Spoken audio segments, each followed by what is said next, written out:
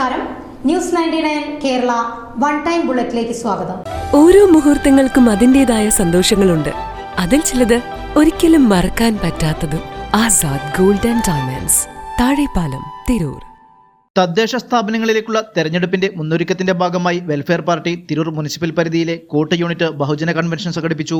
രാജ്യവ്യാപകമായി ഫാസിസം പിടിമുറുക്കുമ്പോൾ കേരളം അതിന്റെ പ്രതിരോധം എന്നും നിലനിർത്തിയിട്ടുണ്ട്. പിണറായി സർക്കാരിന്റെ വർത്തമാനകാലത്ത് അതിനെ ദുർബലമാക്കുന്ന സ്ഥിതിവിശേഷമാണ് വെള്ളാപ്പള്ളി പോലുള്ളവരെ താലോലിക്കുക വഴി ഇടതുപക്ഷം ചെയ്യുന്നതെന്നും ഇത് തുടർന്നാൽ കേരളം സമീപഭാവിയിൽ തന്നെ ഫാസിസത്തിന്റെ പിടിയിലമരുമെന്നും ഇടതുപക്ഷം പോലും അതിൽ നിന്നും മുക്തമാവില്ലെന്നും ഇന്ത്യയുടെ ആത്മാവ് കുടികൊള്ളുന്ന ഗ്രാമവികസനത്തിന് ഈ വരുന്ന തെരഞ്ഞെടുപ്പിൽ വെൽഫെയർ പാർട്ടി സ്ഥാനാർത്ഥികളെ വിജയിപ്പിക്കാൻ രംഗത്തിറങ്ങണമെന്നും കൺവെൻഷൻ ഉദ്ഘാടനം ചെയ്ത് സംസാരിക്കവേ മുനിസിപ്പൽ പ്രസിഡന്റ് അബ്ദുറഹ്മാൻ മുല്ലശ്ശേരി ആഹ്വാനം ചെയ്തു.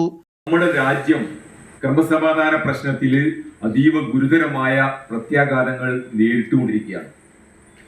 നമുക്കറിയാം, വെള്ളാപ്പള്ളി നടേശൻ അദ്ദേഹം SNDPയുടെ നേതാവാണ്. അദ്ദേഹം നിരന്തരം വിഷലിപ്തമായ വർഗീയ പരാമർശങ്ങൾ നടത്തിക്കൊണ്ടിരിക്കുകയാണ്. മലപ്പുറം ജില്ലയിൽ ശ്വാസം കഴിക്കാൻ കഴിയുന്നില്ല, അല്ലെങ്കിൽ മലപ്പുറം ജില്ലയിൽ കുടിവെള്ളം, പച്ചവെള്ളം കുടിക്കാൻ മറ്റുള്ളവർക്ക് കഴിയുന്നില്ല. കഴിഞ്ഞ ആഴ്ചയാണ് അദ്ദേഹം പറഞ്ഞത്, ഇവിടെ മുസ്ലിങ്ങൾ ഭരണത്തിന്റെ സിംഹഭാഗവും പറ്റിക്കൊണ്ടിരിക്കുകയാണെന്ന്. നാം മനസ്സിലാക്കേണ്ടത്, ഇവിടെ ഉത്തരവാദിത്തപ്പെട്ട ഒരു സർക്കാരും ഒരു ഭരണാധികാരിയും ഉണ്ട്. ഇവിടെ ഇത്ര രീതിയിലുള്ള വിഷലിപ്തമായ പരാമർശങ്ങളും പ്രസ്ഥാനങ്ങളും നടത്തുമ്പോൾ അതിനെ കൂച്ചുവിലങ്ങിടുവാനും അല്ലെങ്കിൽ അതിനെ തടയിടുവാനും അതിനെതിരെ നടപടി സ്വീകരിക്കാനും ഇവിടെ ഒരു സർക്കാർ ഉണ്ട്. ആ സർക്കാർ അതിനെ വെള്ളപൂശുകയും അതിന് നിരന്തരം അവിടെ ചെന്നിട്ട് ഇപ്പോൾ അവസാനമായി ചെന്നു പറഞ്ഞത് ഗുരുതുല്യനായ നേതാവാണ് അദ്ദേഹം എന്നാണ്. അതിനു മുമ്പ് പാലായിൽ ബിഷപ്പ് പറഞ്ഞപ്പോൾ അദ്ദേഹത്തെ പറഞ്ഞു അദ്ദേഹം പണ്ഡിതനാണെന്ന് പറഞ്ഞു. ഇങ്ങനെ ഈ മുറിവിൽ പച്ച മുറിവിൽ എരിവ് തേലിക്കുന്നത് പോലത്തെ പരിപാടികളാണ് സർക്കാർ അവലംബിച്ചുകൊണ്ടിരിക്കുന്നത്. ഇപ്പോഴിതാ പോലീസിന്റെ അതിക്രൂരമായ കുറ്റകൃത്യങ്ങൾ വെളിപ്പെട്ടു വരുന്നു.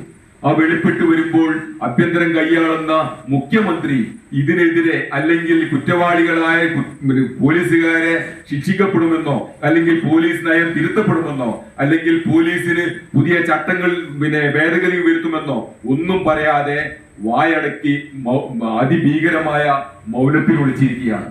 കോട്ട യൂണിറ്റ് പ്രസിഡന്റ് കുഞ്ഞുമുഹമ്മദ് മൊളിയത്തിയിൽ അധ്യക്ഷം വഹിച്ചു. ഷമീം പൂന്തല സ്വാഗതവും മുഹ്സിൻ കോട്ട് നന്ദിയും പറഞ്ഞു. ന്യൂസ് 99 തിരൂർ.